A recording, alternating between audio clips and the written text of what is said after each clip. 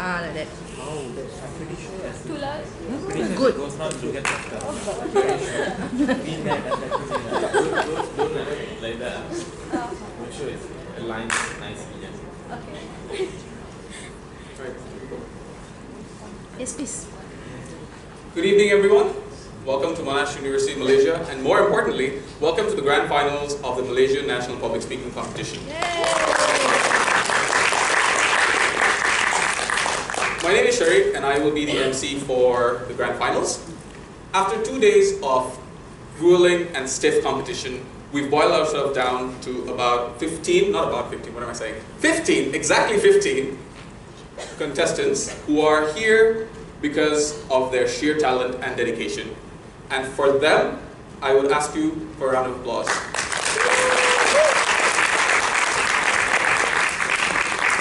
But it's not just because you guys made it to the grand finals, right?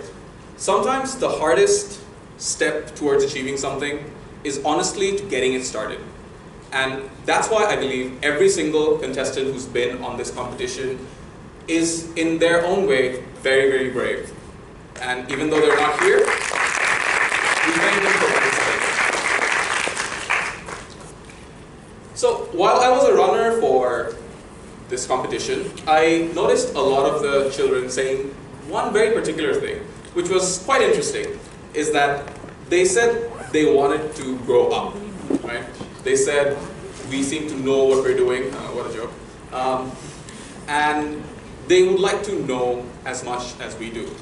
But that's a little misleading, because honestly, after listening to a lot of the children speak today and yesterday, trust me when I say that you probably know a lot more than the rest of us do.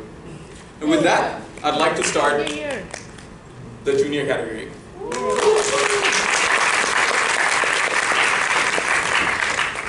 So we all have bad habits, right? Something that we can't get rid of. Maybe we like sleeping too much. Personally, I like eating too much. But there's always something we can do about bad habits. And to tell you a little bit more about that, we have our first speaker of the grand finals, Nuha Nabiha, with her title, Bad Habits.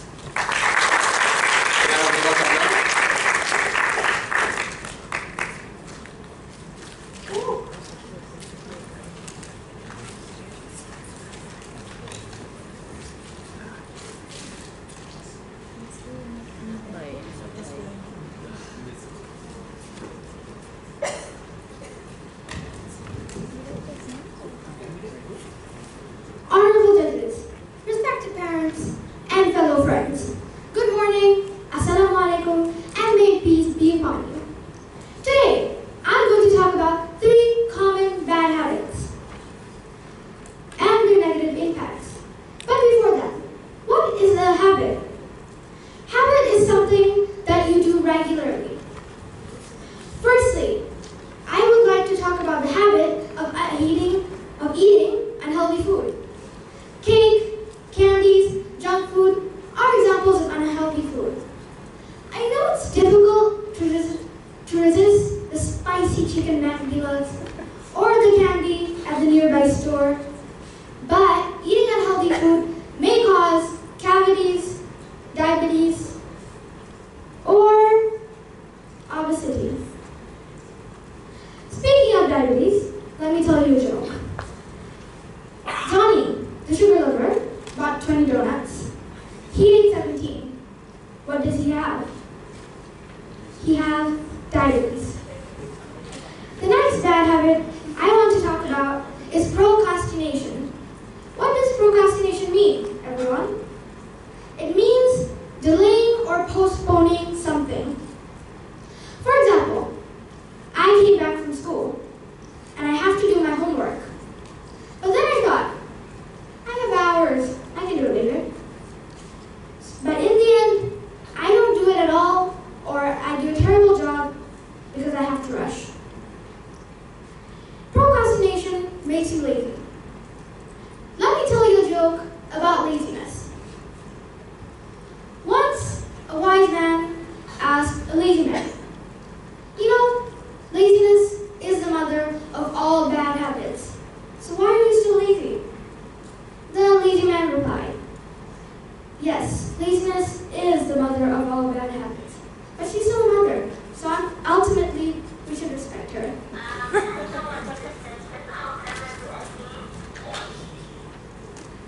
The last bad habit I want to mention today is indiscipline.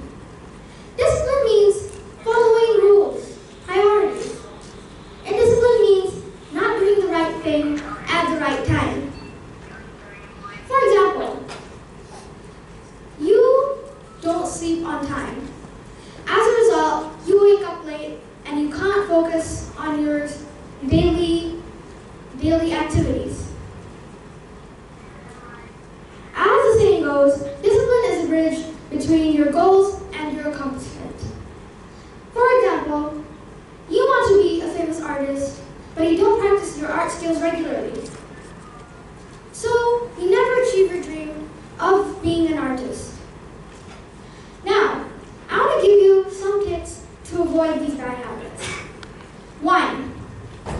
Always motivate and remind yourself about your goals and work to achieve your goals. Have a role model and follow their footsteps. Secondly, learn saving money to build your future.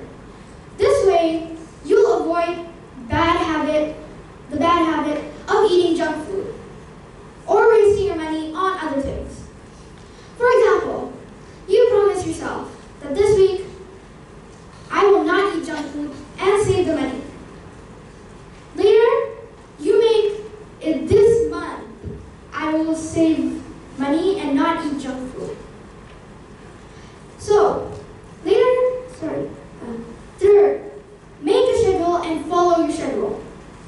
Make a schedule when you want to do your homework, when you want to do your hobby, like reading, painting. So, you have to make a schedule and stick to it. So, my friends, bad habits will prevent you from success. If you want to be someone big, you must get rid of your bad habit and build on your good habits. So quit your bad habits. And let me end my speech with a funny quote. I was going to quit all my bad habits. I really was. But no one likes a quitter. Thank you.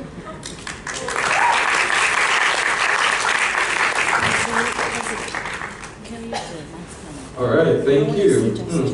Kind of made me rethink a lot of my own bad habits. I came here to have fun, not to be attacked. Anyway, so all the participants here and everyone present knows the value of practice. If you think you do something well, if you practice hard enough, you can do it as close to perfect as possible. And it can be anything. It's a sport, it could be public speaking, it could be cooking your favorite dish. It doesn't really matter. The point is, if you practice hard enough, you will definitely get better at it. And on that note, with his love for bowling, I would like to call down, technology, Haviraj Gopinath and his topic, Practice Makes Perfect.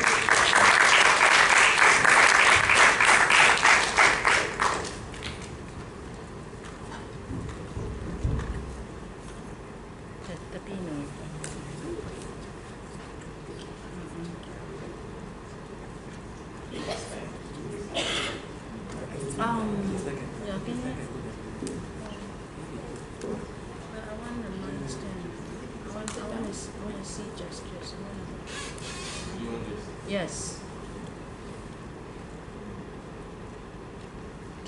Just hold on for a second.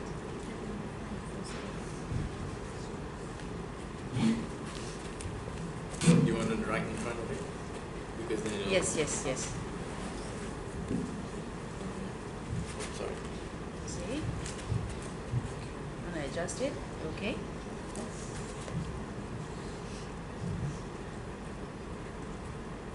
Can you do a test? Testing. Yes. The only way to achieve your dreams is by working hard. If you work hard, you will achieve your goals and you will always succeed in life. For example, I only could practice my bowling for a long time because it was all from my brother. If he hadn't started his bowling time, it wouldn't have been my favorite sport. Ladies and gentlemen, and everyone here today, it's nice to meet all of you again because I made it to this stage of the competition.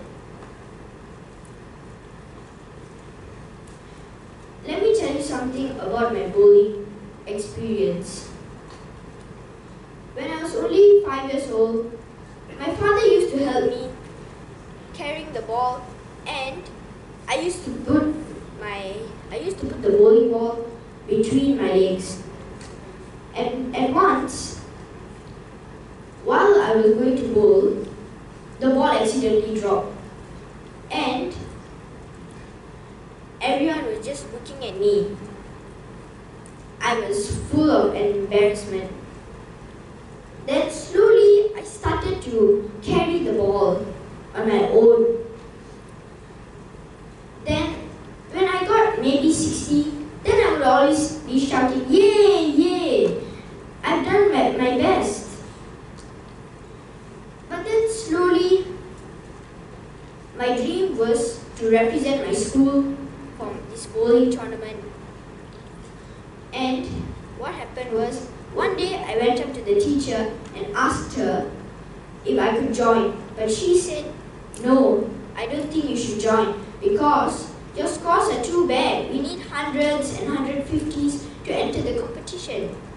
But one day, I just went for a normal bowling class, and what happened was, I actually beat my high score, 102 and 107.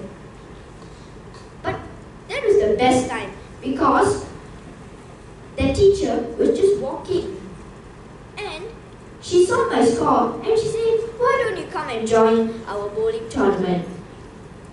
I said, "I thought I'm a junior primary, so I don't think I should join." She said, "Something small can be big." And when I went for the bowling tournament, what happened was, I bowled on my practice set. I just threw the ball and it just flew into the gutter. Because there's two different types of lane. One they call it the wet lane and one they call it the dry lane. The wet lane, the ball won't spin very much. And the dry lane, it will hook a lot. So I went on the wet lane, so I just threw it straight and it actually got the pins. But on the left lane, I just tried throwing the ball at the normal pace I threw on the right lane, and it actually didn't work. It started hooking so much. So I found out that both lanes were in a different pattern. One lane was wet, one lane was dry. So I went for this tournament and I actually got my scores, the scores I've been waiting for. I got 9th place and I was actually very happy. And then slowly and slower, my father arranged a coach. The coach was very strict. His name was called Coach Pat. Coach Pat always used to ask us to do push-ups if we didn't do it well. If we threw in the gutter, he said 5 push-ups. If we throw more in the gutter, he'll just times it by 2, by 2, by 2. And if we don't get his scores, also he'll ask us to do push-ups. That made us very disciplined and we got our scores. Then, every time we come back from home, I always say, "What should I do?" And then my brother came back and he said, "Why don't we go play bowling?" But we didn't have a bowling alley at our basement. So, you know how we made our bowling alley? We used the football as a bowling ball. And then, my mother's water bottles, every time she brings back from home, we always will take one by one and then Then we will stack it up as pins and we roll it on our garden, the ball. It's good because you practice. And we love to also break her pots. But she will always tell us that don't go and play outside such an early time, because every time you go and play at 3 o'clock and 4 o'clock in the afternoon. She said, you're going to get sunburned. And she also said, don't stop breaking my pots every time we always see the pots. So ladies and gentlemen, what I'm trying to say is, I strongly believe that you shouldn't practice to be right. You should practice to not go wrong. Thank you.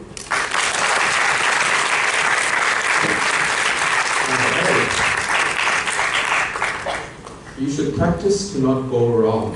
Honestly, there's something we can all learn from here. So I've been in Malaysia for about 3 years.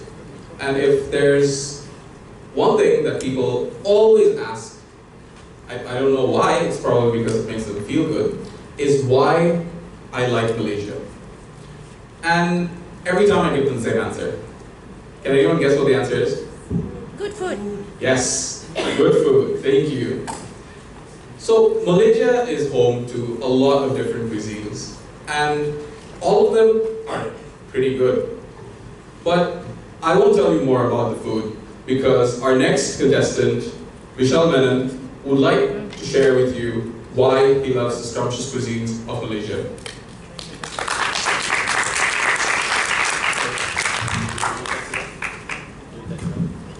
Test.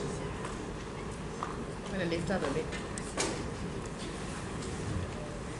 Just adjust this. You can adjust the mic.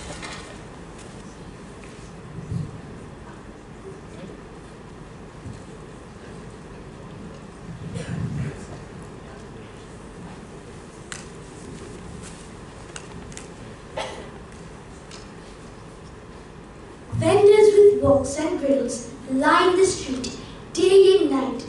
The unmistakable scent of clouds filling the air of chicken-scented satay smoke.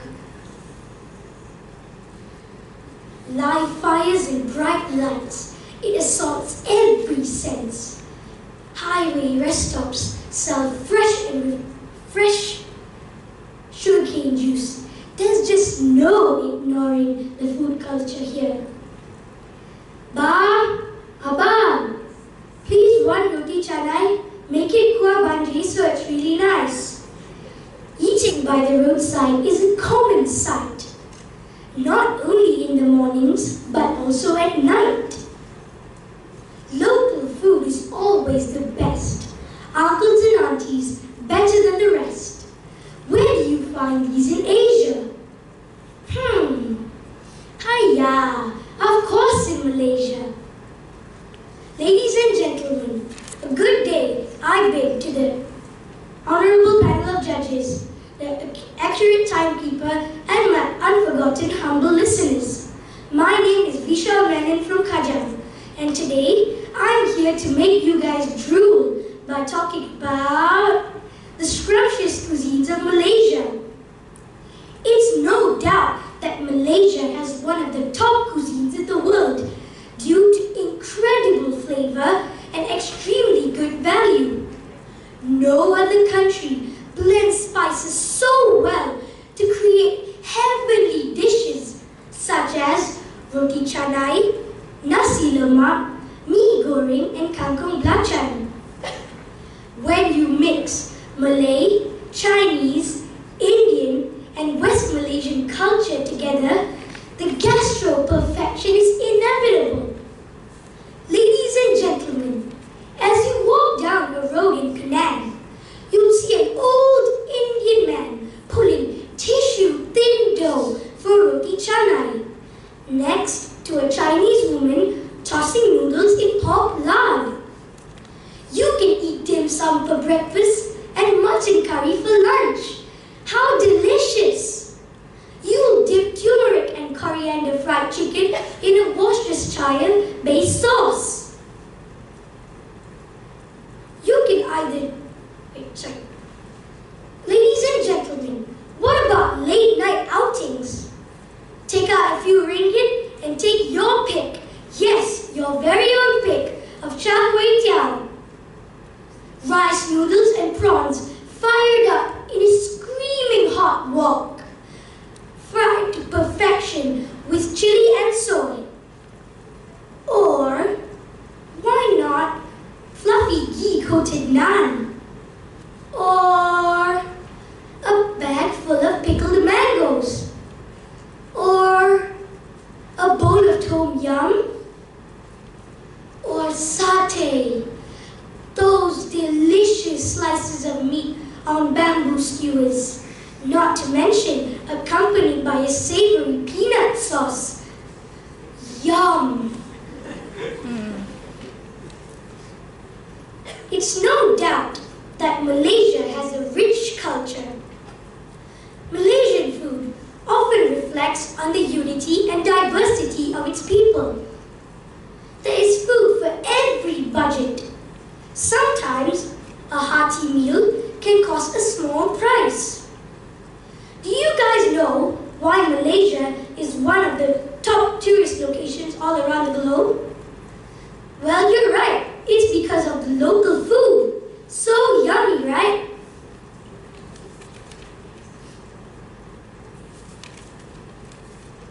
There is no denial that Malaysia is a food haven. Hearty meals does not compromise on varieties, taste, and also value just because the prices are low. Malaysian people are known for their passion for food. One does not only get joy by eating the food by themselves, but by also sharing the food amongst family and friends. With this, I say goodbye to everyone. Thank you. All right, very impressive. And unfortunately, I'm hungry now. But he's not the only one who's very enthusiastic about food in our audience. I'm sure most of you love food, but not quite like the next contestant. He may be vegetarian, but he says this is one of the best things about Malaysia. Ladies and gentlemen, I give to you Gokul Vaidyanathan with his title, Why I Like Living in Malaysia.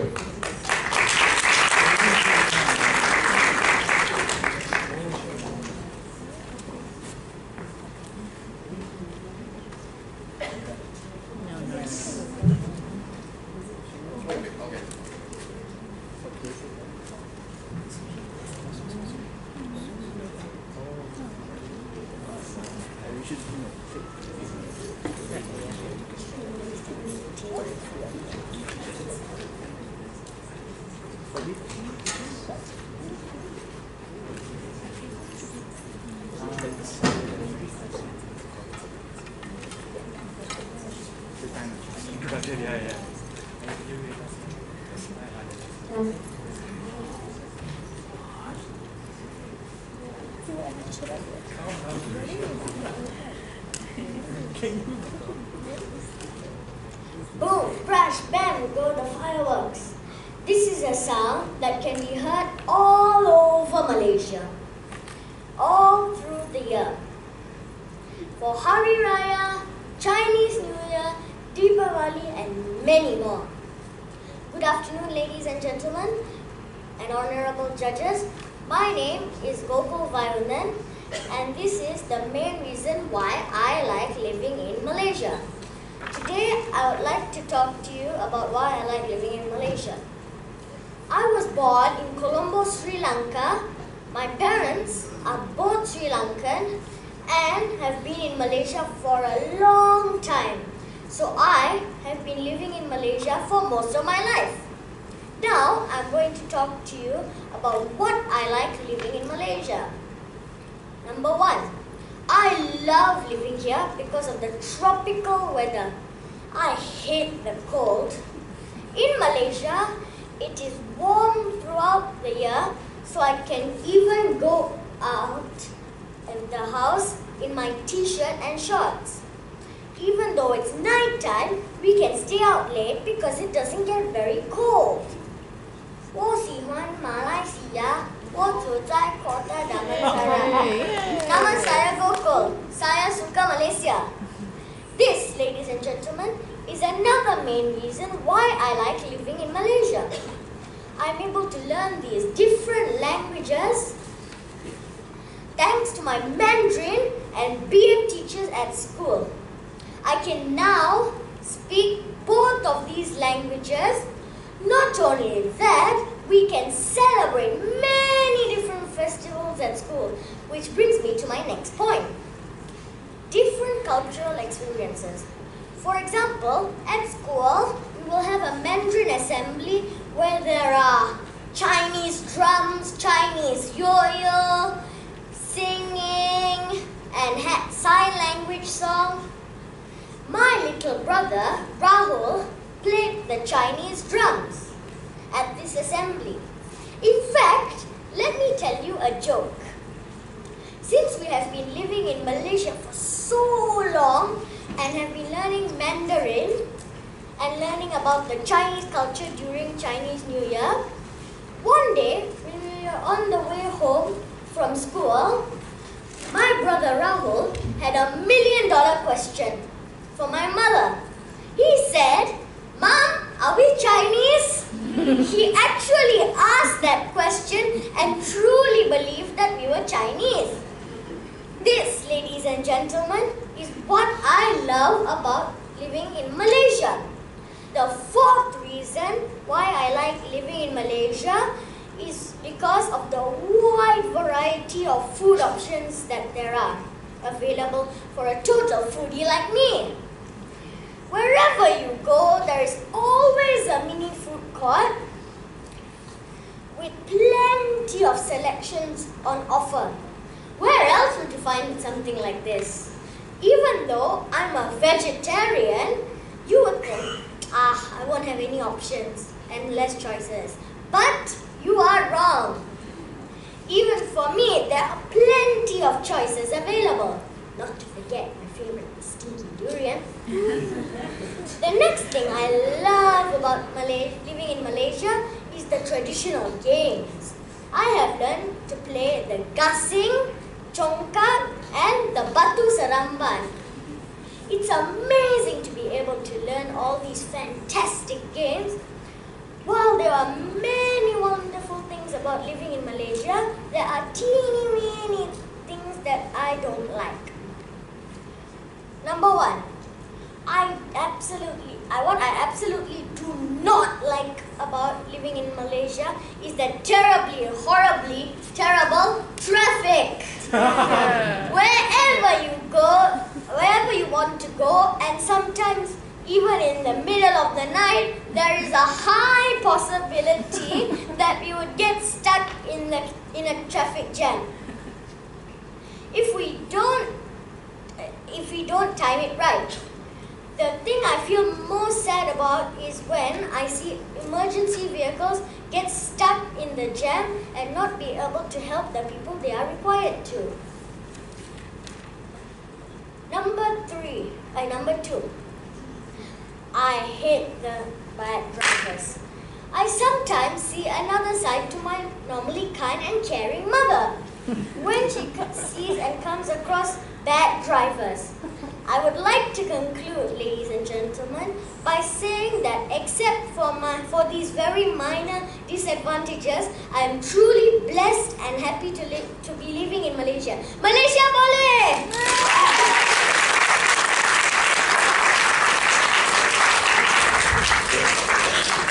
Alright, Malaysia boleh indeed. Before I introduce our next participant, let me just ask someone something very specific. Mr. Haziq. Oh my goodness. Yes. It's about time we started talking. Really? What kind of a world would you like to see in the future? What kind of a world? The current world is okay, not ideal, but going there. An ideal world would be a peaceful world. A peaceful world. And Cliche. Same answer, guys. Same answer. Same Mind answer. effects. We all have something or the other we want to change for the world. And obviously we have our own reasons for it. Even when the answer is as cliche as peace. But our next contestant wants to see the world change in a very unique way. And he wants to see it just because he wants to see what happens. With that interesting concept, I would like to introduce Yamani Bukarisila, who would like to see the title of his speech come true, A World Without Currency.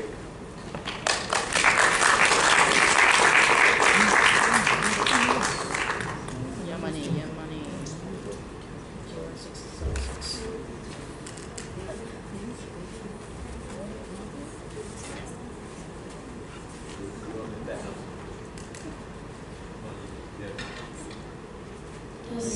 Yamani or Yamin?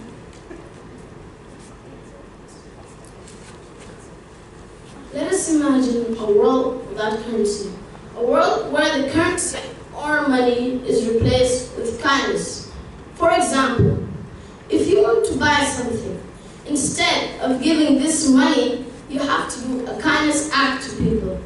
And the more expensive stuff you want to buy, the kinder you have to be. Ladies and gentlemen, my name is Yaman. If a world without currency would really be a reality, I believe we can easily see two major changes in our lives. Firstly, everybody will be kind to one another. In order for them to get what they want, they have to be kind. Obviously, kindness can happen in many ways. Simply by smiling to strangers, helping others cross the road, helping people carry heavy stuff, giving charity to the needy, talking nicely to people, and many more. You won't need any specific circumstances or situation to be kind. Kindness will spread everywhere like winds. For my second point, there won't be any rich or poor people, as everyone will be in the same state. Instead, rich and poor will be translated to kind and unkind. For example, the kinder you are, the richer you are. The less kind you are, the poorer you are. People will not judge you based on your wealth and material possession. Instead, kindness will be the main indicator for us to judge people. This will eventually reduce the numbers of materialistic people in this world. Now, my second point is done. For my third point, there will be no wars. Because if you want to disrupt a country, disrupt people's houses, kill people, and steal people's stuff, these are all unkind acts. So a president or a leader must make their choice before they go engage with another country, because they will be labeled as unkind and a poor country. And they don't want that, because if like that, no one wants to do investments with them, and no one wants to be and deal with them. And without anybody investing with them and dealing with them, they won't have any profit. And without profit, the country cannot develop. And without developing, they're going to stay as nothing forever. So, now I'll move on to my fourth point. Our crimes will change. Like, you won't be killing people for money or stealing people's stuff or be bribery. No. Instead, you'll be unkind to people, unkind to nature, unkind to everything that's around you, especially animals. And then, I'll be wondering, who will you be? Will you be the kind person that's rich? Or will you go over there? I don't want to talk about it. With that all being said, I'm going to conclude my speech. Even though this is just an imagination, but I hope the value of kindness is still an option in everyone's life. Indeed, in this very cruel world that we're living in, kindness is the only thing that we need back. I'll ask you a simple question. Do you want to stay in this current world or my world? You choose, because maybe in the future, my world, I'll rule this world and make the world different. With all of this being said, thank you.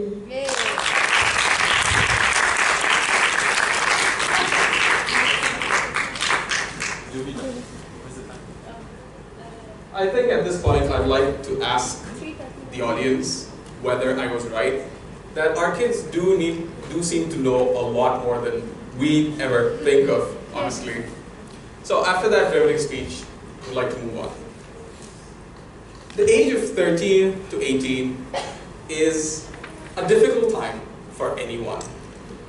There's emotions involved, high school isn't always a kind place for everyone, and everyone feels like they have something to say. And for them, this is the best platform. One of the biggest things they have to deal with is social pressure. I'm sure all of you know what I'm talking about. With that, I would like to start the seniors category of this tournament. And on that very note, I would like to call the next contestant, Amirul Haikal Muhammad Nazir, with his speech about social pressure and expectations, and his title, Don't Fall Short.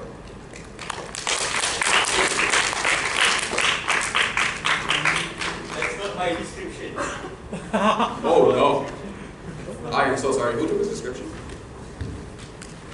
Would you like to give you your own description? I am so sorry. You want to take a mic?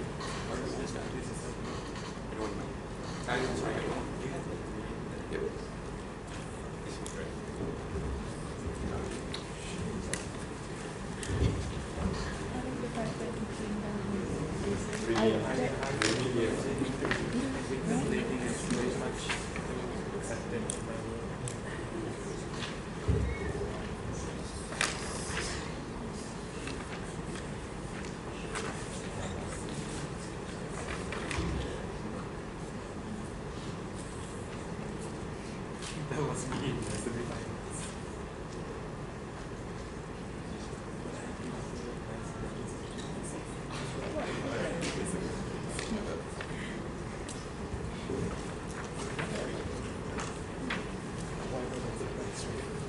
Okay, we're gonna rewind the last 30 seconds and everyone's gonna pretend that never happened. Right? Is everyone good with that? Yes. Okay, so the last 30 seconds didn't happen and I will come with the actual true description of our next contestant. Don't fall short.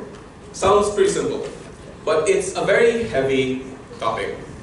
It's about a chance that you shouldn't wait for. It's about the fact that you should never wait for chances to come to you, but you should grab them yourselves. And with that being the actual description, I'd like to call Amirul once again for his speech. Don't fall short.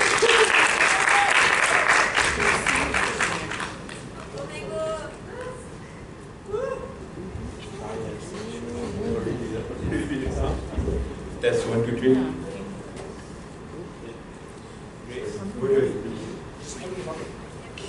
Yeah, that's a problematic thing.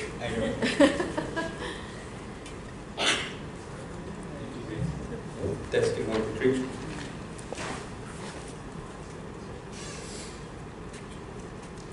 Don't fall short.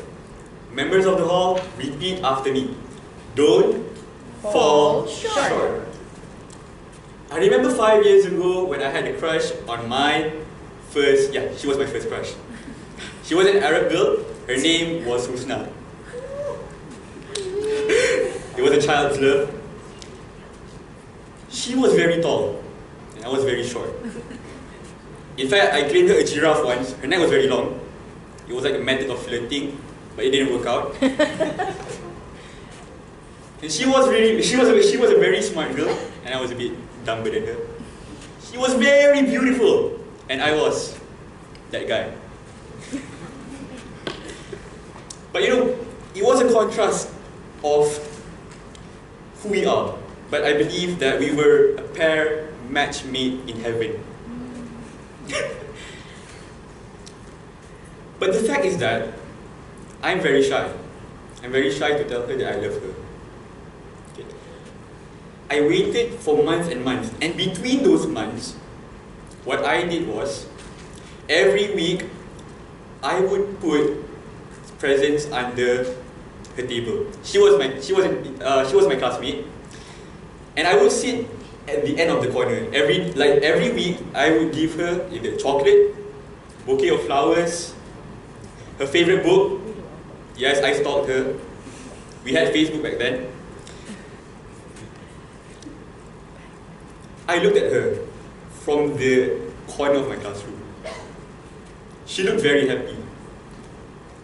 But in my mind, you're happy, but I'm broke now. I don't have any money. But you know, for love, we can do things that sound impossible. Until the day that I had the courage to tell her that I love her. So it went like this. Who's not? I want to tell you something that I actually have a crush on you. How? Why now? I had a crush on you as well. And I was like, oh my god. And what she said after that blew my mind. I have a boyfriend now. Oh my god. I didn't know what to say. I went back home crying. Until the moment I realized why I didn't do it earlier. And so I moved on. Weeks passed by, and I was going back to my village. Me and my dad got out of the car, we reached to my grandfather's house. And then there was a sound of a bark of a dog. Searched for it, and it ended up, there was a dog drowning inside a very deep drain. Very deep one. You know, as Muslim, you know, we can't touch dogs, but we were taught to have humanity inside us, to still care for animals. So, me and my dad started to panic. So what we did was, each of us took a stick and actually hoped for the dog to actually pick it up. It was very dumb. We did that for 5 minutes, and then soon after that, me and my dad argued why we used a stick. So we tried to figure out some other ways. The dog was suffering, he was barking, he was out of oxygen, his eyes were so red, it was so disgusting and very horrifying moment for me. We made our own self-net. It took a while, but with hope and with confidence, I knew I had to do something to stop the dog from drowning. And so after 15 minutes, we made our own self-net. I didn't believe I could do it actually, but with the help of my dad, I did it. And we did save the dog. Yeah? The dog went out, ran away, didn't say thank you to me. It was okay. You know, me and my dad, after moments of trying to pull the dog out from the very deep drain, we lie down on the field behind us, on the grass. You know, it was very tiring. The moment was very tiring. But we had smiles on our faces to see how precious someone's life is saved. And so, from this story, ladies and gentlemen, each and every one of us has our goals, our dreams that we keep inside us. But do we put any action to it? Do we wait for a chance, or do we find the chance? Thomas Edison created light bulbs. He took 1,000 times. Imagine if he stopped at the 1,000th time. You guys won't be able to see me right now. People would call him crazy, but he had belief in himself. 1,000 times. Isn't that crazy? People, let's have the courage to do what we want. Regardless of what people say to us, if we believe in our faith, we can achieve great things such as getting a girlfriend and saving a dog. Thank you so much, everyone.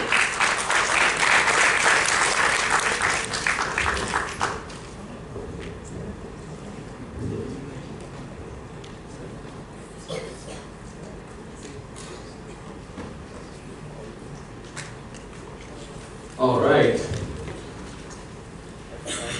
I hope you have a girlfriend now. We won't tell the crimes, don't worry. All right. So I am a student of biology, and going from that amusing story, I'd like to turn our attention to something a little more serious, which is climate change. Right now, our climate and the environment is changing at an unimaginable pace. And there are still people who believe just because we have winters, climate change is real. These are the sorts of false perceptions and general lack of interest that force our hand at not doing what we could have for the climate. But as it stands, we must take action on climate change, and we must take it now. On that very note, I would like to welcome our next participant, Imelda Sandrasekharan, to talk about her title, Climate Change.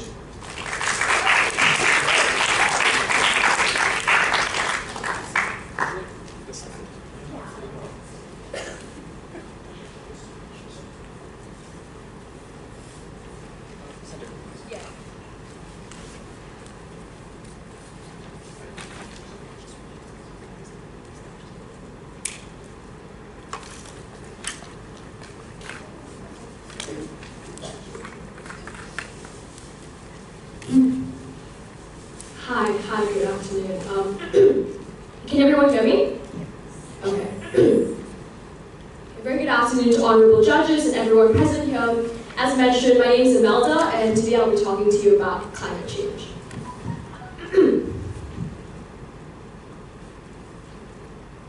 Imagine this.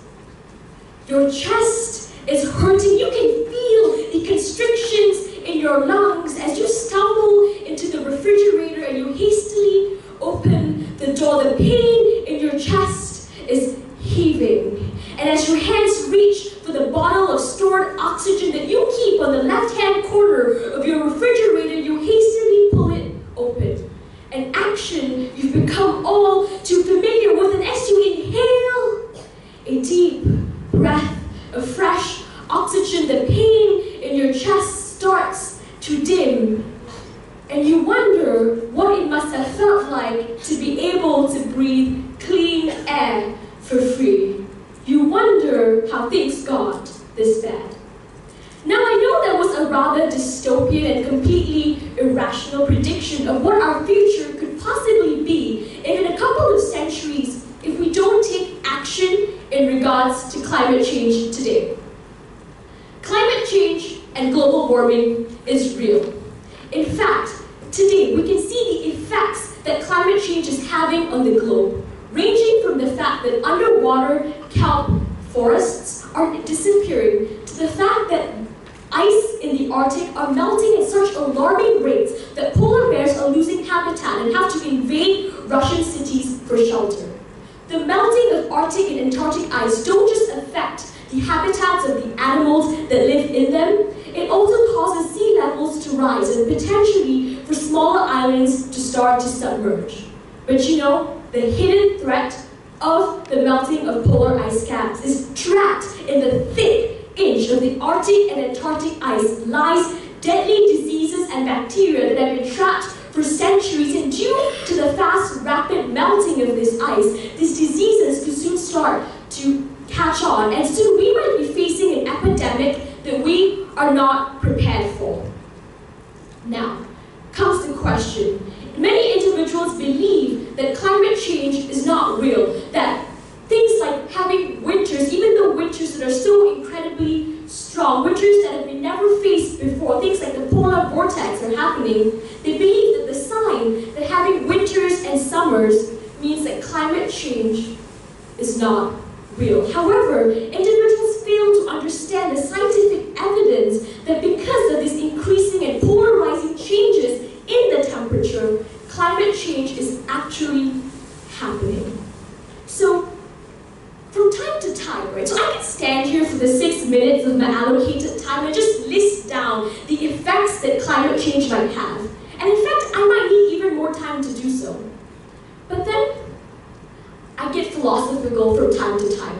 And I ask myself, how can these individuals be so blatant about the fact that climate change is real, that it is happening? How can people be so laissez-faire about the fact that climate change might potentially end humanity? And then, bam, it hit me. Do you know why? Because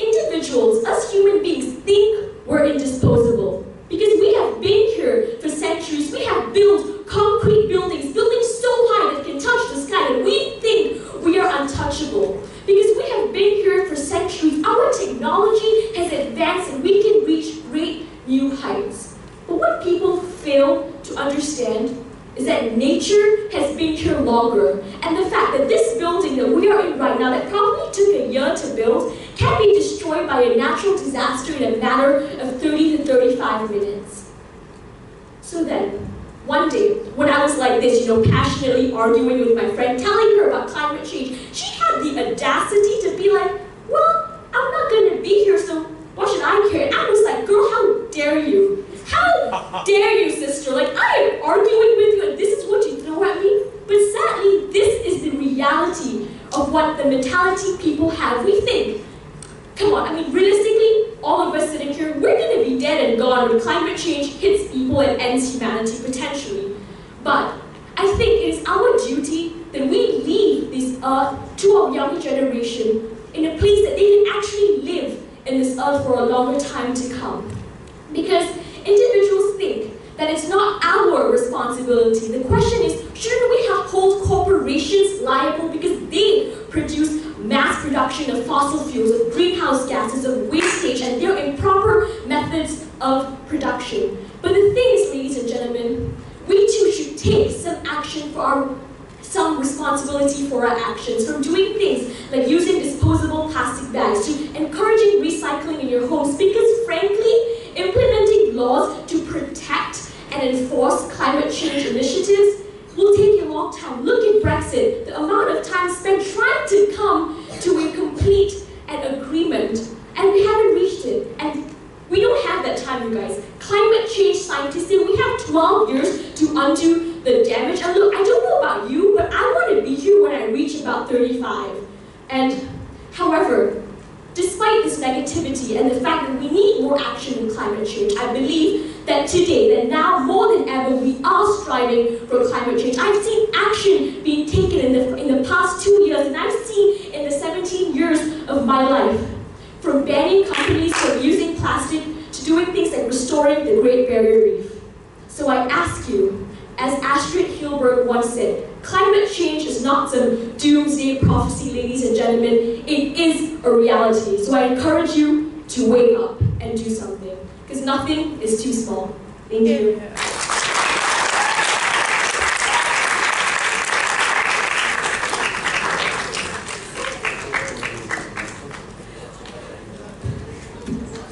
All right, thank you, Nalda, for that very powerful speech. Right. How many of you follow football? The ones with the actual ball on feet, not the American football where they don't even kick the ball. Right? Anyone? No? Ah, there you are. Who do you support in, let's say, club terms? Chelsea. Chelsea. Shame. Nice. I like you. Who's at Manchester? Which Manchester? Nice. I like you. And what about you?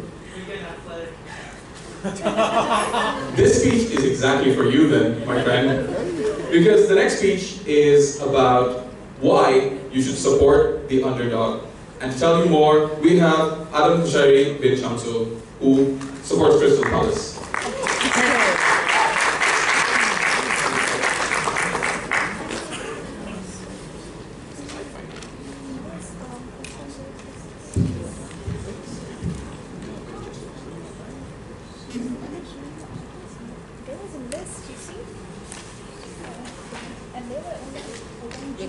Can you just call out your number? S103. Correct? S103. Okay, thank you. I never expect to win. I have hopes, but no expectation of victory. I was content even making it to the quarterfinals and then elated at the semi-finals, and I was so sure I wouldn't make it to the finals that I didn't bother preparing a speech last time. I'm used to failure. I'm used to losing, but I've learned to be more content. When I was younger, I used to make a fuss every time I didn't win, but now I'm completely changed. I've learned life has ups and downs, and I've learned that now I'm happier when those ups are there, and I'm not as unhappy when I'm in the low moments. I dedicate this to my decision to support Crystal Palace because Crystal Palace is a football team that has never won a major trophy. I mean, we won the ZDS Cup in the 90s, and the championship promotion playoff, which is the second division playoff to get into the first division, but never anything major. We're happy to just win a match against, say, Burnley, like we did last night, and we're happy to be with testing ourselves against the best in England. But Crystal Palace is notable for one thing, and that is upsets. There are numerous occasions where Crystal Palace has beaten a bigger team. And in a more general term, we are forever hearing stories about underdogs upsetting the favourites. Who can forget, football fans among you, who can forget Leicester winning the Premier League back in 2016 against Manchester United or Chelsea? Supporting the underdog means that you are happy with any result, really. If you win, you're elated, you're jumping for joy, but if you lose, then it doesn't really matter. When upsets happen, and they do happen more often than some of you here may think, then there's a longer period of joy, there's more realization. There's a realization that you've taken on a massive task and you've overcome it. Going back to Crystal Palace, this is relatively frequent. I mean, I still remember December when Crystal Palace beat Manchester City 3-2, and back in 2013 or 14 when we drew against Liverpool 3-3 despite being 3-0 down with 12 minutes to go. The same wave of emotion still hits me every time Palace do something unexpected. Because when an underdog wins, the feeling among the supporters is more jubilant. And it is an inspiration to the wider world. We're taught in schools to just have a go, to try, and maybe you'll come out on top. And underdogs promote this. In terms of the emotion, I've touched on it a little bit before. You are happier of less, and you're not as unhappy when you lose. Losing is expected when you support the underdog, so the blow does affect you less. And the definition of winning is different for the underdogs and the favourites. For the favourites, if you win by a small margin, it's not enough. You have to completely smash the opposition. But if you support an underdog, it's fine. You just play with passion and you put up somewhat of a fight. This passion is increased because supporters are not only in it for the glory, they're in it because they love the team or love the person. And the highs are higher because you're not expecting those highs, and the lows aren't as low, as I've said, because you're expecting them. Overall, you are happier. The expectations on lower teams are also lower because, and this helps you in your life when your expectations are lower. It helps you feel happier with yourself. It helps you increase your self-esteem. And similarly, it helps you be happier with other people. Easier impressed, and therefore it's easier to find your significant other because nobody's perfect and you need to accept people's faults. If you expect perfection, if you expect perfection, sorry, that doesn't exist. You'll be less impatient as well because you won't expect things to run perfectly every single time. So in conclusion, if you support the underdog, you can upset the favourites without being upset. You'll be happier and less discontent when things go wrong. You will be more inspired because there are more stories of how you can overcome adversity, and you learn how to be gracious both in defeat and in victory to make the world a better place. Thank you.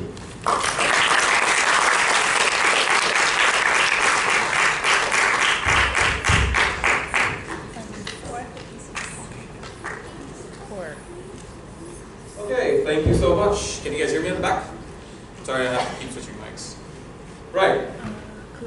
There has been a lot of famous speeches in the world. There's been Martin Luther King. There was Abraham Lincoln with the Gettysburg Address. There was Winston Churchill. There's also been my lecturer who said he's going to kick me out of his course if I miss more classes. Yes. Yeah? I mean, that may be a little subjective, but trust me, it's there. It's up there. But the power of public speaking is often lost on people who don't really see it for what it is. And to tell us a little bit more about that, we have Kishore Ramesh with his title, Public Speaking and Breaking Free.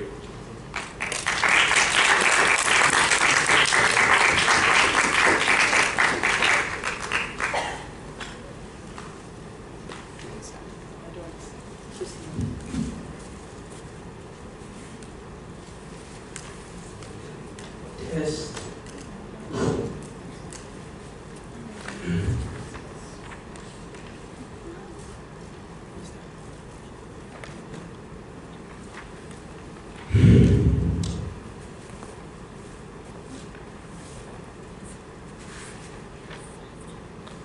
You remember me now? Do you? Look at those shoes. What do you see? You know what I see? A memento. You know what's a memento? Something that people keep for a memory. Why? See those shoes? Think about the competition 1 year after, 5 years later, 10 years later. What do you think about? Oh, that competition. There was this one Indian guy that took off his shoes on stage. Yeah? You remember me? What's his name? Kishore. Yeah, I remember that guy. Persuasion. Public speaking. This is something that I think nobody understands. Nobody can truly understand. Every single type of public speaking in this modern day and age is fake. And it's something that I am disgusted by. And I am not afraid to admit it. Which is why I made this topic. So, I can see that you all are laughing, so I think I should say good afternoon to everyone. Hi. Wave back, please. Yeah, thank you. Now I don't feel so awkward. Okay, so, public speaking. Let me just get on to the main points. I have no experience. I have never been to a public speaking competition. And I am one of the most antisocial people in the world. I can clearly say that. I am a very, without my friends, I'm like someone that nobody wants to approach. Someone that nobody really cares about in life. And someone that's just so quiet that you would imagine him as being good at nothing. But you have to prove people wrong. That's the point of public speaking. You are going to show who you are, what you think about something, what you think about a certain topic. So, today I'm going to give you a few factors of public speaking. I know, we all came here for one reason. We came here to do public speaking, or is it? Or did we just come here memorizing a piece of paper? And then we come step on the stage and then we're like, oh, with a British accent, good morning to everybody here. Do you do that? Or we go full American, you know? Today, I'm going to talk about this. I'm sorry. Or we start going Australian, then after we go, my. What's the point of all of this? Can't you just be yourself? I mean, if you are British, then I don't blame you. But the worst part is when I see these people who are like British or white people, and then these people that just come out with like, God knows, green skin color. And then they come down here and then you imagine the Hulk was talking in British. Would it even make sense? It won't. Look at the Hulk. He's a huge monster. He's a monstrosity. He's someone to be afraid of. But why do we accept him as who he is? Because of the way he talks. This plays an important role. Psychology is something that I really hate. I'm going to be honest. I hate psychology. Which is why I took science computer. Because, you know, computer science is much less complicated. You tell what the computer will do, the computer does it for you, you're happy. That's it. Unless, of course, there's some errors, then yeah, God. Whew. So why do we accept the Hulk? Because he's big. He's big. So, what's the point? Big people, they have a deep voice, you know, and he doesn't even talk clearly. So we're like, yeah, he's a monster. You imagine the Hulk was talking with a British accent. Me, Hulk. I am, I'm sorry, I'm horrible at British accents. So, yeah.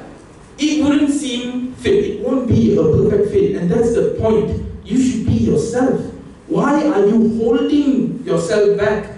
Show people who you are. Show people what you can do. Stop trying to restrain yourself. Oh, I'm going to do this speech. No. Talk about something that you like. Talk about something that you are comfortable with. Stop forcing yourself to memorize a piece of paper. Take that piece of paper, throw it out the window, then you start talking. Then you will understand. Oh, you will touch people. You will find, people will find you attractive, no matter how handsome, no matter how ugly, how dark skinned, how light skinned, how fat, how thin, nobody cares about this. When you come to a public speaking competition, your job, your one and only job, is as an entertainer. You are an entertainer. You are here for nothing else. You want people to be entertained by your speech. You want to be remembered. When you are remembered, you have proven a point. You have showed people, oh, he's good. That's the point that you want to prove. And when he's good, everyone remembers him. So, breaking free from the shackles of life. This is the point, or my second point actually, because public speaking relates directly to breaking free from the shackles of life. You are holding yourself back. Stop the fake accents, stop the goddamn notes, stop all of this. Hold yourself back. No, let it go. Go, be free. Look, I should take off my socks, but no. Can I? No, please. Yeah, that's the point. Because you need ethics too. People these days, we never think about our natural form, how we were meant to be, how we were always like. We created things that are fake. And some of them are fake for a good reason, like clothes. Seriously, no. Eye cancer cases would go up by a mile if we weren't wearing clothes. So that's the thing that I really wish that everyone could keep in mind. What should you take away from this speech? That's what everyone says. So now I'm going to say it again, but I'm going to emphasize my point. Today, take away, be yourself. Stop trying to be someone else. Thank you.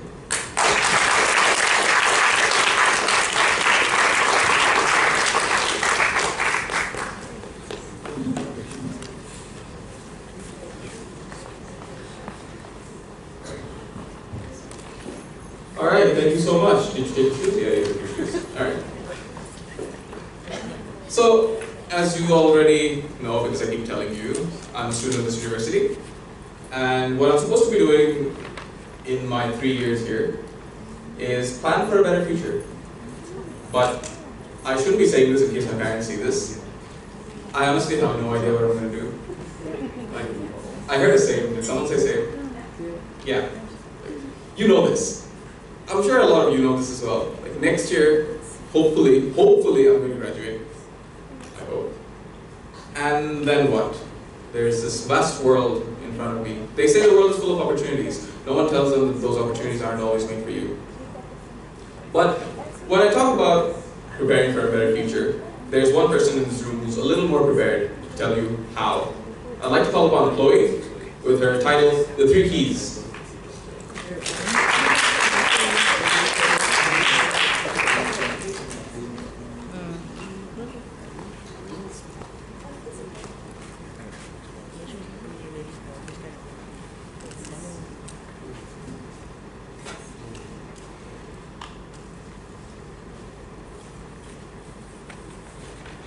What are you expecting?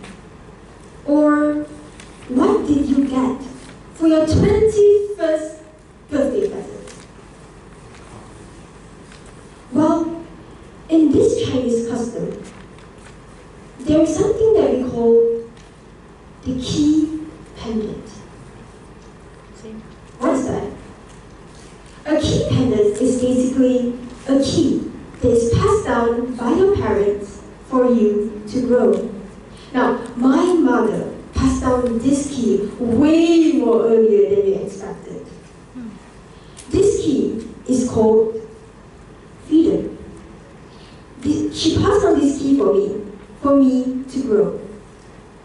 But she gave me 3 more extra keys. What are these keys? Think about it. What keys can a mother give to a child in the age of 17?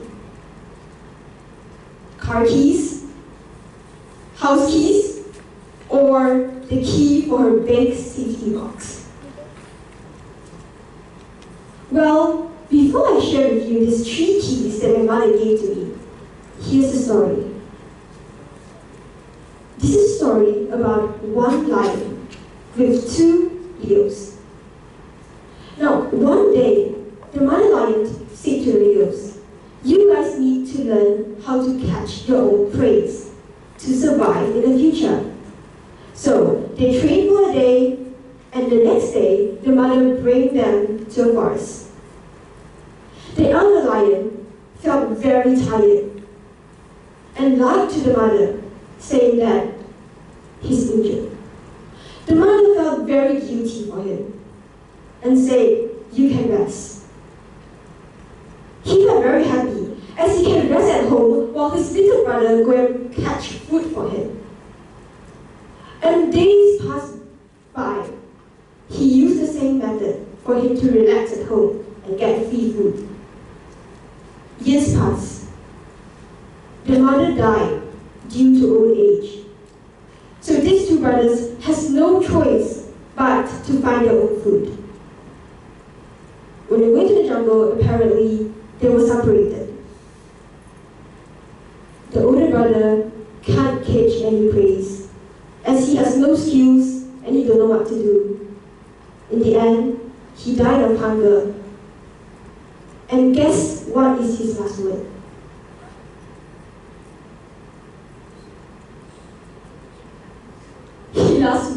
His last words are, "I regretted for what I have done." My mom is a very smart mom. She gave me these 3 keys for my future, basically. And those 3 keys are surviving skill key, willpower key, and problem solving key. What is surviving? Basically, surviving means that you can survive for the future, you can live. My mom supports our hobby, and she insists we play the piano. She said, playing the piano can help you grow, can help you to have a better future, and until now I don't know why. But surviving skill means that you can survive by your own. You make your living, you make your money. My mother told me that I can give you money, but money can fade away, can be stolen. But if I give you knowledge and skill, no one is going to take that away from you. That is why she insists me to continue my piano lessons. The next thing, willpower. Learning needs a lot of willpower to continue. Okay, piano. I wanted to quit every single day because music is not my thing. I told my mom, I hate music and I can't cope with it. But with this willpower, I decided to continue. She encouraged me to be persistent and wanted me to continue piano. Because of this leads me to my second thing, problem solving. As I said that I hate piano, so I will find excuses for my mom to stop my piano lessons. So every day I will tell her that I have no transportation because you're too busy, I cannot go to piano lessons. But she told me, think of a way. What can you do? There's something called Grab. So, how do I solve my problem? I use Grab. Day by day, I found out these 3 keys are very important. Now, ladies and gentlemen, these 3 keys are invisible. Can you see them on your head? Take a look. No, you can't. But if you grab a hold of it, it is worth a car, a house, and even your mom's bank safety money. And I will treasure these 3 keys and use it wisely and pass it down to my future generation. Thank you.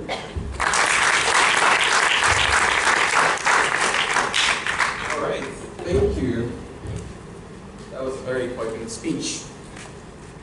I think that speech in itself is a very good transition to what we just saw with the seniors category, and to move into what we are going to see next, the adult category.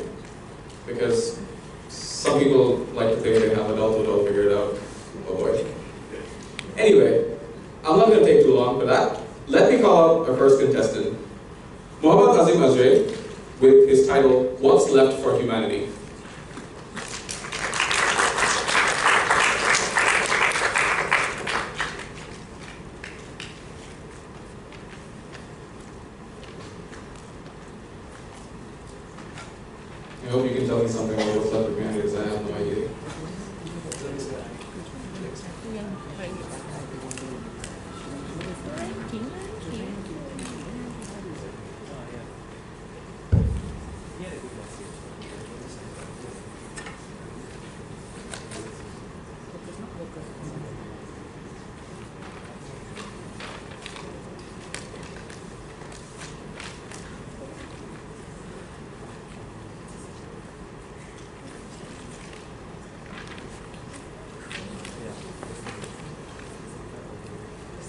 First of all, Who do you want?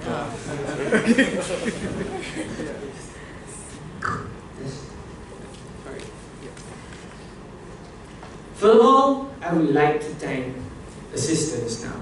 She presented to us the greatest fears of humanity, climate change.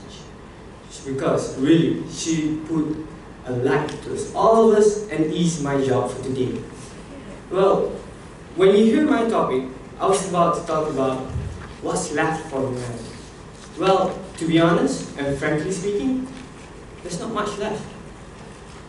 We dried up every single thing the Mother Nature has to offer for humanity, that I doubt all those predictions scientists have made, all the hopes that we have put on, will manifest.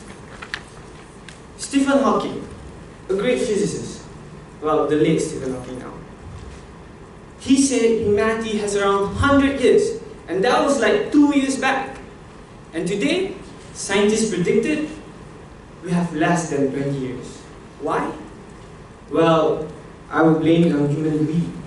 Everything that happens on Earth, all those climate change, all those global warming, all the dying polar bears, it's all because humanity could not control its greed. Now, ladies and gentlemen, it seems dire, doesn't it? It will get worse. Trust me. Next, we have a problem of human wisdom and intelligence. It's not really bad to become smart, doesn't it?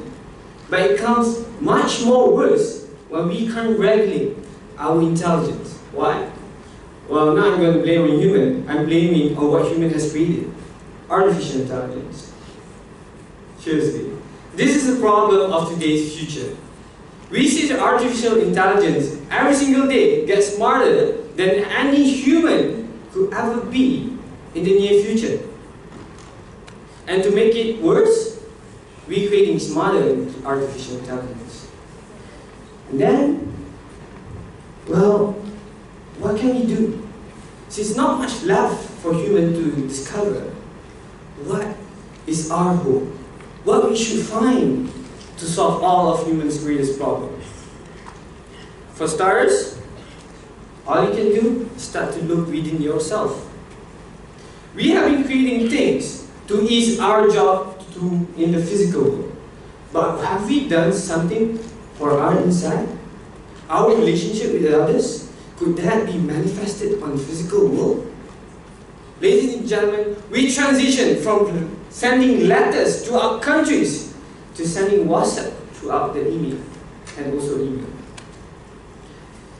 And not just that, there is something that we call the illusion of time. Time is what we humans create to see it's possible. But it is something that human can't quantify. We just put a certain point of time, and time only exists if there's someone to see it. And what does this have to do with our hope? Well, because time is the only hope humanity could face. Why? Because if we have time, could we brought back our destruction. We could rewind those destruction we have created. How? Well, just putting more effort into what we have been doing. Because all we're doing now, we are doing it too late. That's why we are facing destruction first, rather than our salvation. And if just only we have time. And time is something that we do not have. And I'm not making this speech sound so dire. Because as much as hope, the bigger we hope, is the bigger we despair. So what's left of humanity? Think about it. Have every single one of us started making change? As I asked just now, look within ourselves. Because that is something that human can't manifest on the physical world. And as human is a social creature, the first thing to start with is not just hoping with time. It's to start talking and interacting with each other. Because today, we don't talk, we send WhatsApp, we send emails, we post Facebook status. Have we ever actually talked? Without communication, you can't get things working. Even though we communicate, it doesn't relay enough information for us to work on. That's why nation has been doing forums. They need to face each other. Those who've been creating so much destruction and those who want those destruction to stop. And that is communication. And those is the reason why humanity should not just only stop what have been doing towards destruction. They should start working to talk to each other and hope there's time. With that, I thank you.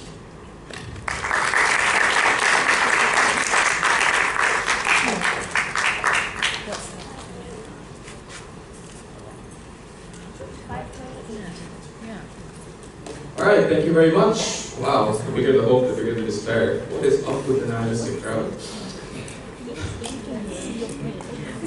Alright, I feel like even though that is a nihilistic outlook, it's an outlook that we should take into consideration moving forward.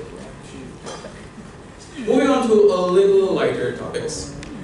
If I ask the people here who are participating, what brought you to this competition? What would you say? It's fine, you can say I want to win, that's fine too. Let's be honest, you're here to win.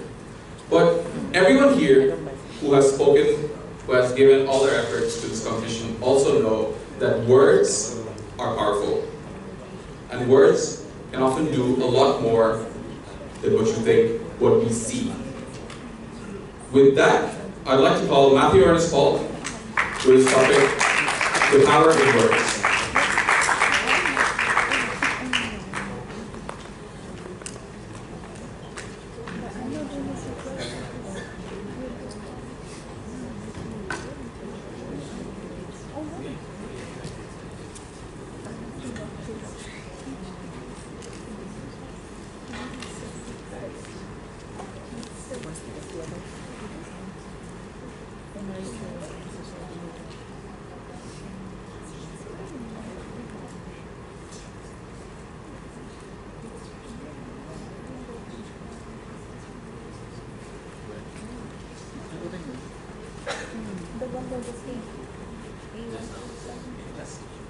Testing, testing.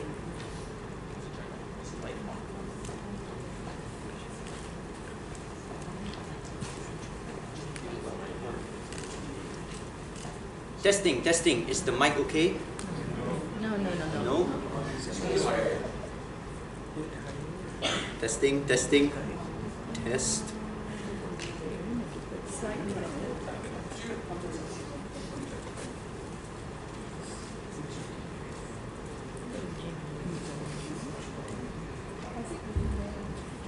Testing, testing.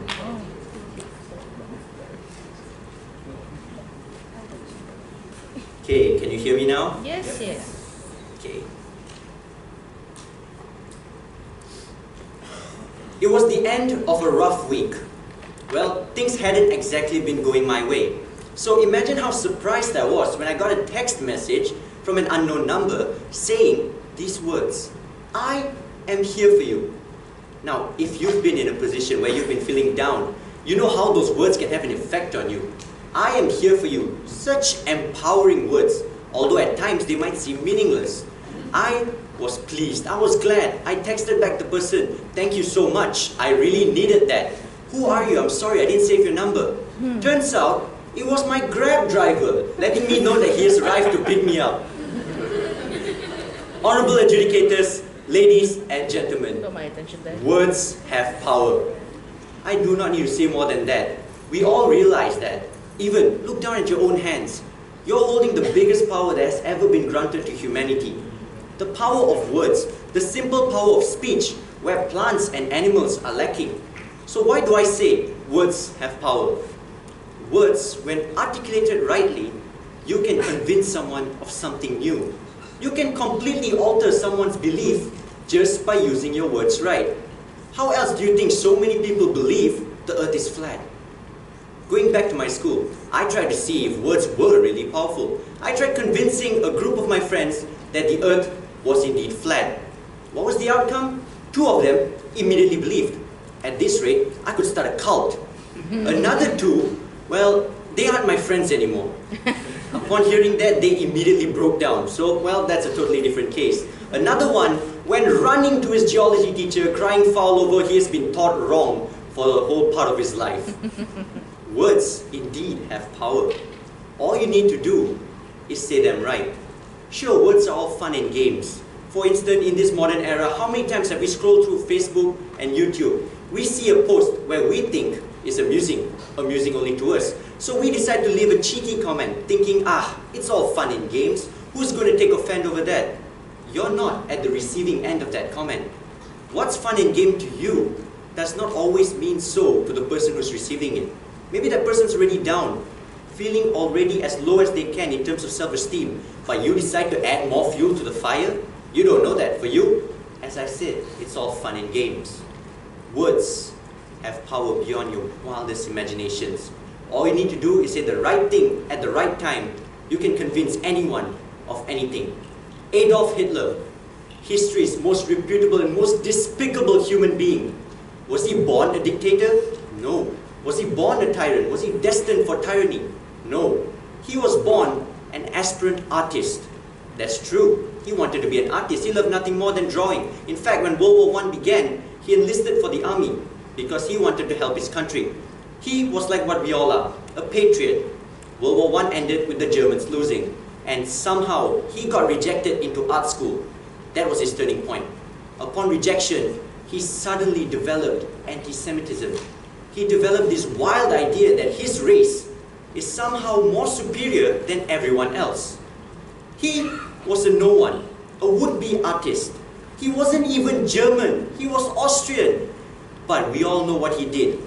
He rallied up the entire of Germany for what? Not to fight for peace, fight for freedom, but to fight against the Jews, fight against the crippled, fight against the homosexuals. Where did this idea come from? We wouldn't know. But how did he manage to do this? We do know. Adolf Hitler was a reputable and highly eloquent public speaker. There's no doubt about that. He managed to convince an entire nation that this group of people were despicable. They were absolute trashes of community, that they were nothing more than humans. They were subhumans, in fact. Those were his exact words. Now, if you were an average German at that time, hearing such an empowering speech from someone who was a no one, but quickly rose into prominence, there is a chance you might be swayed. You can say, I have a belief as strong as the mountains, and nothing can sway it. That's what we said about the Titanic being unsinkable. We all knew what happened. You can have a very firm faith, very strong belief in something, but one person saying the right words at the right time, and it all, I repeat, it all comes crashing down. There's a story of where you can go around convincing someone of something that's absolutely new. Maybe you just came up with the idea. Maybe it's totally unheard of. Speaking in front of a crowd perhaps, but you manage to convince them that it's true. Because when you say something, they accept it as fact, as long as you're saying it right. Let's see the Befrienders, suicide prevention hotline. Yes, it's all fun and games in speech, but when you're at the Befrienders on the receiving line, you're receiving a call from someone you don't know. Their life is practically in your hands. What you say will, and I repeat, will mean life or death for the person over there. You never know. So for ending this speech, there was once a blind man. He was sitting by the roadside, holding up a sign that says, I'm blind, please help. People walked to and fro. They couldn't care less. They were oblivious. To them, it was just another blind man. Up came a woman. She saw what was going on. She took his sign, she altered it. The same sign, different words. She left it down. Immediate after that, there was an immediate effect. You could see everyone was starting to put down money. This is a Facebook post. It's been circulating for quite some time. So when that woman came back, and that old man, that blind man, he realized that she was back. He asked her, rightfully so, what did you do to my sign? She said, it's the same sign, just different words. Instead of I'm blind, please help, it now said, it is a beautiful day, but I can't see it. Ladies and gentlemen, change your words, change your world. Thank you.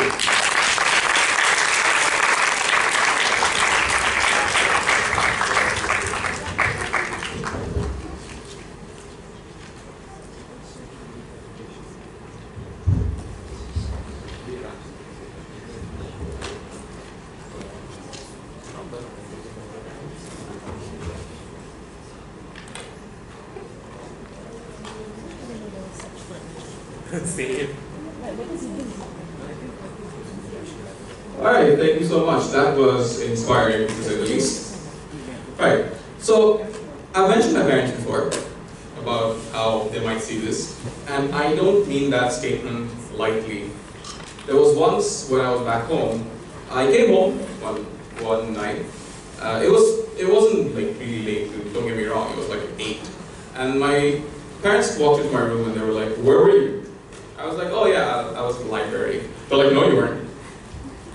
I'm like, "Okay, the fact that I wasn't is a different story, but how do you know where I was?" This is a very sensitive topic to talk about, with all the parents in the room. I'm going to be very careful. But they did say that one statement that I'm sure every parent says, "When you're a parent, you'll know." Yeah, I see the faces. I see the faces. But it is true that sometimes our parents miraculously know things that we never expected them to know, which sometimes is problematic. But in most cases, it's for our own well-being. Our next speaker, Dusha Nandakumar, apologies, would like to talk about exactly that in her speech, Mama and Papa, Surveillance Cameras.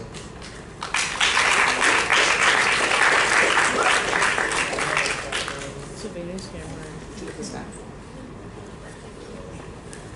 Testing.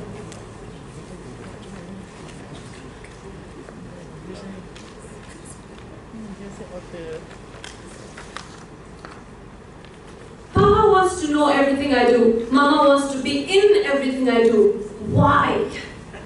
Good evening, ladies and gentlemen, of course, the adjudicators. Now, Mama and Papa revolve so closely around our lives, like they are in either the top of the agenda or the bottom of the agenda, but they are there, right? So we wonder why. Why is it so important our parents want to know about us as if they've been watching us? My title today is Mama and Papa's Surveillance Camera. And I will talk about 4 components on how to actually explain how does this surveillance camera work. First, I'll be talking about weapons Mama uses. Then I'll be talking about weapons Papa uses. Then I'll be talking about the application of this politics that goes around the house. Then, the fourth, the rationale of this focus today. First, Mama. Mama is so great, but when she uses her weapons, oh dear. First, she uses the Tupperware. Whenever she comes, where's the Tupperware I gave you today morning? Because she wants to know, what have you been eating in school? She wants to know, did you eat it or did you prefer her food over the canteen food? She wants to compete, you see. That's why they're watching you. Next, she checks your homework book. She wants to know what the teacher is teaching you in school. She wants to know, have you been learning in school just by looking at your book? And if you don't write the book, you're in hot soup. And third, what she does is, before you go to school in the morning, she makes very sure you make your bed. Because if you don't make your bed, you are the you're the dirtiest person in the world, and you will not make a good husband or wife. Because she wants to know how you're going to keep your things clean in the future. Now on to my second component, Papa. Papa is like a great hero for everyone here. But Papa, when he uses his weapon, he's Adolf Hitler. When he uses curfews, he makes very sure that you're back at home at one point of time. He knows what you've been doing outside. He knows what you've been doing inside the house. Next weapon, he uses phone calls. He calls under the name of extensive diplomatic surveys, extensive messages. Write to your friends in the school, till the headmaster, because he wants to penetrate through the discipline records of the school on what you've been hiding. Yeah, I had the laughs right. Next, he goes further because he thinks that all these are not enough. He checks your wallet because he thinks that your finance is important. He wants to know the cash in and cash out. Where have you been using the money? Because they know everything. Now, Sun Tzu came with a book, Art of War, 5th century before Christ. It says that the weapon that you use in war is what the prey carries. Our parents just knew that right. I'm not sure if they actually write the book. But Mama, Papa salutes you. Now we're going to go to the application of this politics, right? Now imagine your house is a country, the front gate, the back gate is a boundary, and now your mama and papa are now actively into politics, but not anything sensitively you will know at the end of this. Mama takes over the Tupperwares and the catering services, and so she's the home minister. Then she goes further because she thinks that your homework has to be done right. She becomes the education minister. Then she wants to, multitask, you see. She's an iron woman. Then she checks whether you've done the bed, everyone in the house, and so she's a human resource minister. Now we have one lady with 3 portfolios in the house. We're not letting the father, right? Father is another, wow. He goes on to the curfews. He knows the world is unsafe outside, and so he defends. Now he's the defense minister. Then he takes a step further that he makes sure that your wallet is everything in his head. So he picks up the finance minister portfolio. And then he goes way further with diplomatic phone calls. Now he's the external and internal affairs minister. And altogether you have 2 people, mama and papa, but 6 portfolios in the house. And you yourself are a prisoner. Minister and prisoner in the house. What an irony, you see. So that was the 3rd component. For parents, I'm sorry. Now, the rationale of this topic.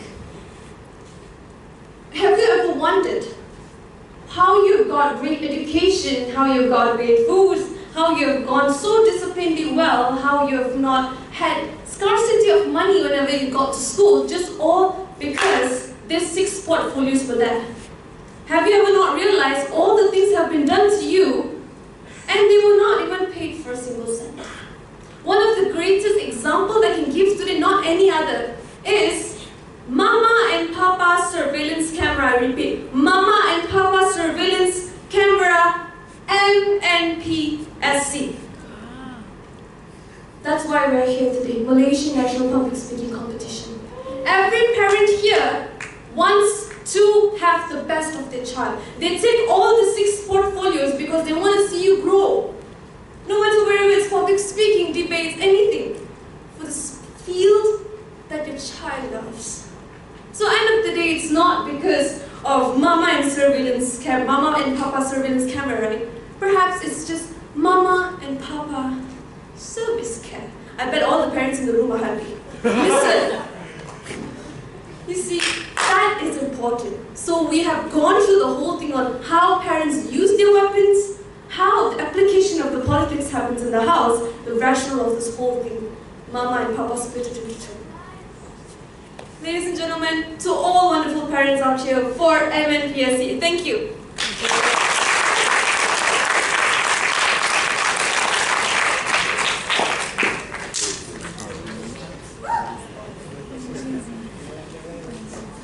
Alright, thank you so much. You should have come on at the beginning of this competition so you could have warmed up the crowd a little more for me. But thank you nonetheless, we still have more speakers to go. Alright, our next speaker is going to talk about something we've all faced in our lives. And something I've already mentioned, but everyone heard about that. Social expectations. Everyone has faced some level of social expectations. Some of them are very obvious. You're a man, you have to be strong, lift up that table. I'm not going to lift up that table, you lift that table. And some of them are more subtle. You come to a university, like Monash University, it doesn't have to be Monash University, but you go anywhere in the world. Oh, you're from Asia, can you do this math for me? That's not even a joke. That is not even a joke. I know you're laughing, but that's not a joke. At every point in time, you will be faced with certain social expectations that you are expected to meet. If you don't, you're often considered dysfunctional. I mean, if you can fulfill the role we want you to do, why are you even here? But obviously, once again, I'm not the best person to tell you about that. Let's call upon our next contestant, Atifa Wansaifo, so she can tell you how you can get it right. With her title, Getting It Right.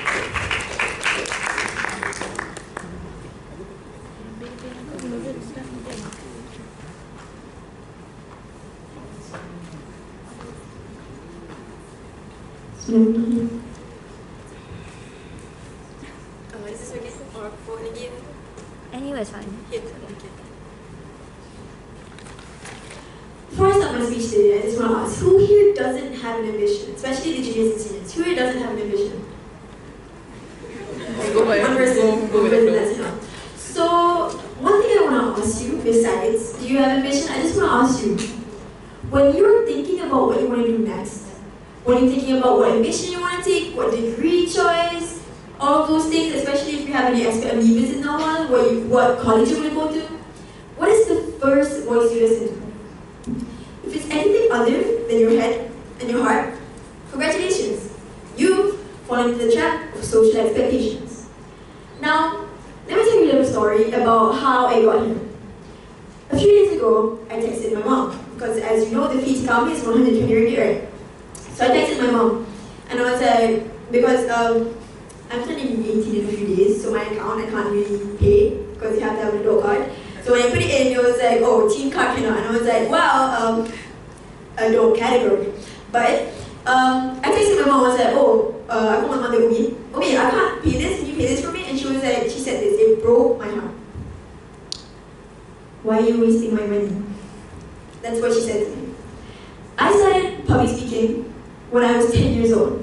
I'm turning 18 this year. I started debating when I was 13 years old.